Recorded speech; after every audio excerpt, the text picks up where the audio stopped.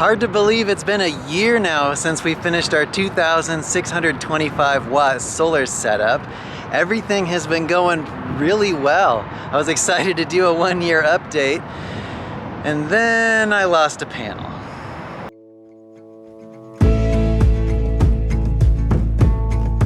So you might be thinking that one of these panels finally gave out on me. Maybe flexible panels don't hold up the way they should. And while it is true I do have a panel that's not working anymore, it's probably not for the reason you are thinking. Because unfortunately, I had one completely ripped off the top of our RV. So the thing that really gets me is that I know it happened yesterday, but I don't know exactly how it happened. I was on the roof just a couple of days ago and everything was in really great shape. We left eastern Idaho and we've been headed west. And we're now in the Columbia River Gorge and it has been hot, like really hot, like over 100 degrees every single day hot. And in those kind of temperatures, to stay comfortable, we have to run the ACs non-stop, both of them. And if you've seen our previous solar update, you know that with both ACs running and our regular power usage, we use about 3,400 watts at a time. That's a lot more than our solar panels bring in. So we've been looking for electrical hookups while we've been traveling to stay comfortable. And I was staying in an Eastern Oregon state park. Unfortunately, I think I scraped the top of the RV on a large branch. There was one portion of the road when we were headed out yesterday that there was some trees that overhung the road just a little bit, and as best I could tell, it was just these little teeny tiny branches. We've been through stuff that just rubs the side of the RV before. It's never been an issue. There was likely a larger branch that I didn't see. So upon further inspection, I found that there is a scrape that goes all the way down the roof from front to back along the tape on the side of the solar panels. So my thinking is that this larger branch that I probably didn't see scraped down the top of the roof. It probably caught this front solar panel a little bit, tore up the tape, and then interstate speeds did the rest. Obviously, this is a huge bummer. I'm gonna have to fix it, but at least in the meantime, just to get to where we're going, I'm gonna have to tie down these loose wires so they're not blowing around. I'm gonna have to replace the panel at another point.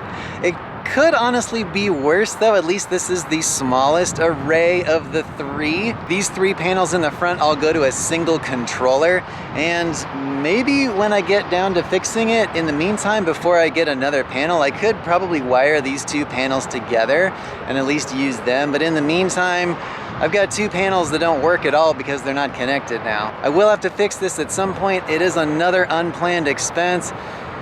Man. All right, now that we're settled and I had a little bit more time to think about it, I wanted to mention a couple more things.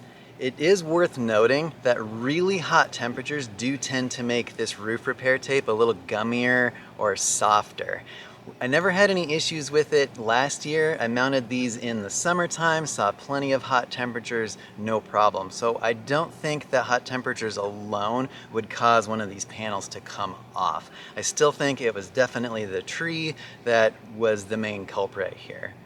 It is, however, worth mentioning that you should probably pay a little bit extra care, especially in the summer months when the bond on the tape might not be quite as strong as when it's a lot cooler outside.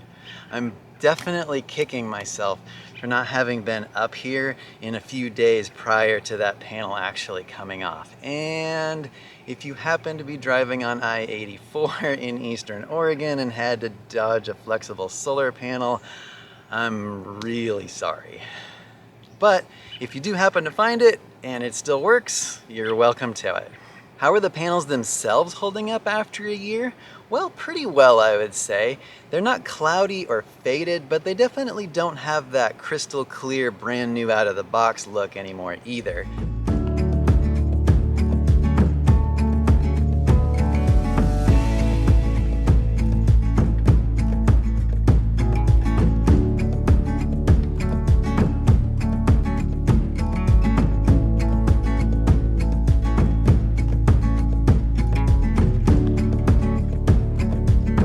Nevertheless, we did still manage to set some new peak power records this year.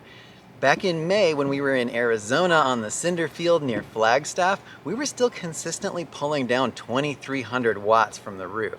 So I do take that to mean that they aren't really degraded much in power output either. On that note, when I do get the new one to replace the one that I lost, I will be doing a video showing a side-by-side comparison. So maybe that is an unintended benefit to this entire scenario, because I don't think I would have had the opportunity to compare a new panel versus an old one. So definitely check back for that later. So the panels themselves have been holding up really well, minus that one on the front.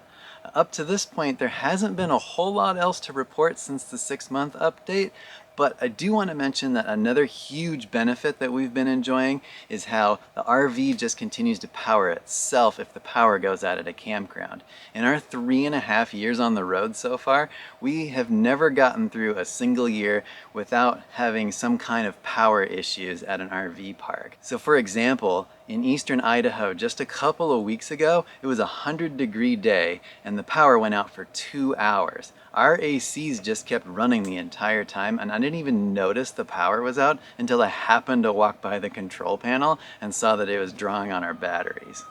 Speaking of really hot temperatures, if I had to find fault with our system somewhere, I'd have to say that running the air conditioners strictly off of solar doesn't work very well when it still stays hot in the evenings, because as the sun gets low, you don't have enough power just to run it off of solar anymore. So oftentimes we find ourselves having to shut off the AC and open the windows before it's completely cooled off outside.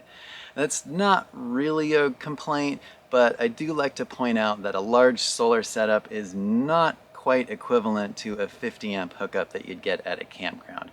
But 10 months out of the year, we have all the power we could possibly need for boondocking. So we've still been making use out of our little Honda generator. It's a 2200 watt generator, and we'll run it at half throttle, drawing 900 watts off of it, and that gives me 6 hours of run time off of 1 gallon of gas. And that allows us to run both ACs nonstop on those really hot days and into the evening a bit as needed.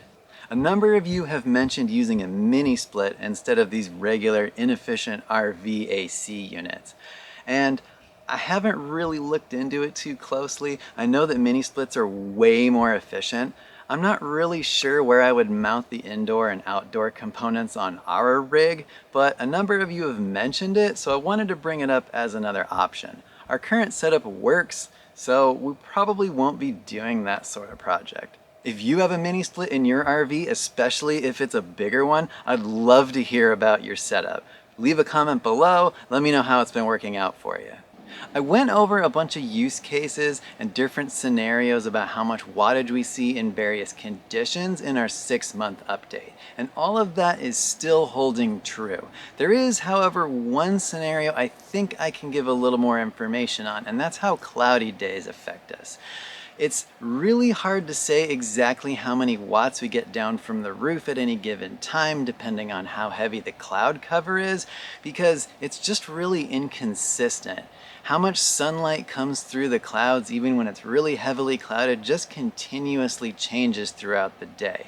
However, I can confidently say that even with multiple heavy clouded days in a row with 2,600 watts of solar panels on the roof, we're still able to meet all of our basic needs with just solar power. But if it is hot and cloudy, I will definitely be running the generator to supply those ACs. They just need every single watt they can get. It's also worth mentioning that if we're in a very shady campsite where the trees completely shade the roof, that also means we'll have some generator usage. But it is worth noting that at this campsite at the north rim of the Grand Canyon, where we stayed there for 11 days, and the trees were tall but not really shading the RV the entire time, we didn't actually need to run the generator at all that entire time. Now, it did help that we were at higher elevation, so the temperatures were a bit cooler, but we met all of our basic power needs just fine over the course of that 11 days there. And as far as the temperature goes on the panels, I still haven't seen them get any hotter than about 165. On a normal day, they get up to about 145 and they're rated up to 185 degrees. So there still hasn't been any problems with hotspots. That's it for our 1-year solar update. The system's been holding up really well until now. I definitely did not expect to lose a panel at this point, but definitely check back for our next update when I replace it and compare the new panel to the old one. Thanks for watching.